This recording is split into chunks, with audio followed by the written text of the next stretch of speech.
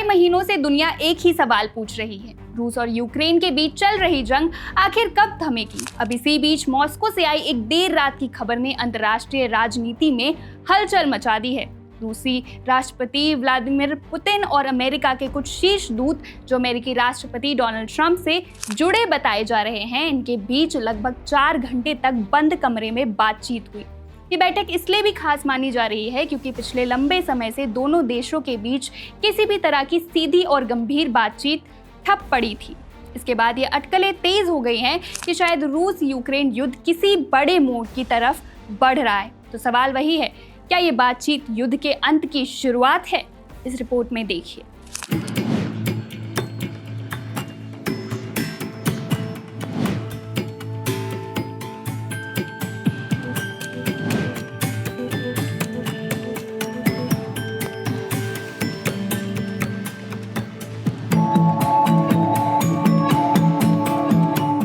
महीनों की रुकी हुई कूटनीति और युद्ध के मैदान में बढ़ते तनाव के बाद मॉस्को में देर रात हुई एक दुर्लभ बैठक ने वॉशिंगटन और क्रेमलिन के बीच उच्च स्तरीय वार्ताओं के द्वार फिर से खोल दिए हैं।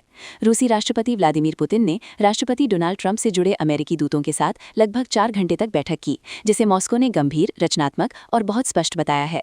लेकिन संवाद फिर से शुरू होने के बावजूद रूस ने एक बात बिल्कुल स्पष्ट कर दी है, क्षेत्रीय विवादों को सुलझाए बिना कोई स्थायी शांति नहीं होगी।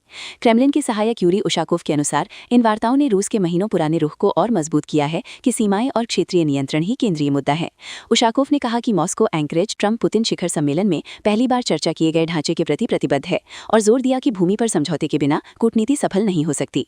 उन्होंने पुष्टि की कि रूस अबू धाबी में अमेरिका और यूक्रेन के साथ त्रिपक्षीय सुरक्षा वार्ता में शामिल होगा, जिसका नेतृत्व एडमिरल इगोर कोस्त्युकोव करेंगे, जबकि आर्थिक चर्चा समानांतर रूप से चलेगी।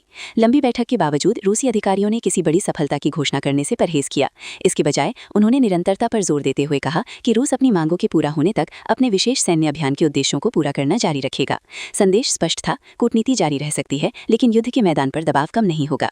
साथ ही अबू धाबी वार्ता ने संकेत दिया कि संपर्क के माध्यम खुले हैं, जो महीनों के ठप संपर्कों के बाद एक महत्वपूर्ण विकास है। दावोस में यूक्रेनी राष्ट्रपति वोलोडिमिर ज़ेलेंस्की से मिलने के बाद ट्रंप ने कड़ा रुख अपनाया।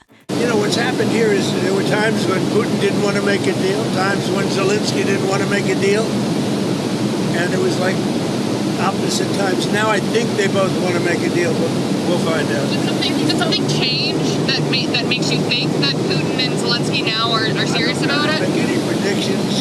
There are no changes. I think that President Putin would like to make a deal. I think that President Zelensky would like to make a deal. What did Zelensky say today? I mean, he came all the way there to meet you. What did he say? He said he'd like to make a deal. I mean, there's not much you can say. People know the parameters. It's not like, we're discussing things that have been discussed for 6 or 7 months, and he came and he said he wants to make a deal because I wasn't necessarily sure.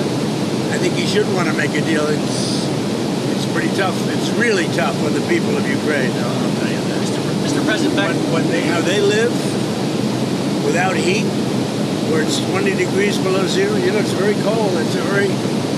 That's a colder climate for the most part than Canada. And they live without heat. I asked him, how do they do that? And he gave me an answer. It's pretty amazing what they do to live. There's no way to live. Trump के दूत Steve Witkoff ने कहा कि वार्ता अब एक अंतिम मुद्दे पर सिमट गई है, जिससे इस विचार को बल मिला है कि क्षेत्र अब अंतिम और सबसे कठिन बाधा है। जैसे जैसे वार्ता आगे बढ़ रही है, यूक्रेन युद्ध की अपनी सबसे कठिन सर्दियों में से एक का सामना कर रहा है। रूसी मिसाइल और ड्रोन हमले ऊर्जा बुनियादी ढांचे को निशाना बनाना जारी रखे हुए हैं, जिससे शहर अंधेरे और ठंड में डूब गए हैं। कीव का तर्क है कि ये हमले साबित करते हैं कि मॉस्को शांति के प्रति गंभीर नहीं है।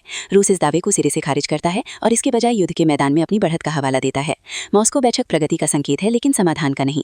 कूटनीति फिर से सक्रिय हो रही है, फिर भी मुख्य विवाद अछूता है। क्षेत्र संप्रभुता और सुरक्षा गारंटी अब अंतिम परीक्षा है। जब तक इन सवालों के जवाब नहीं मिल जाते, युद्ध जारी रहेगा और वार्ताएं व मिसाइलें साथ-साथ चलती रहेंगी। Subscribe to One India and never miss an update. Download the One India app now.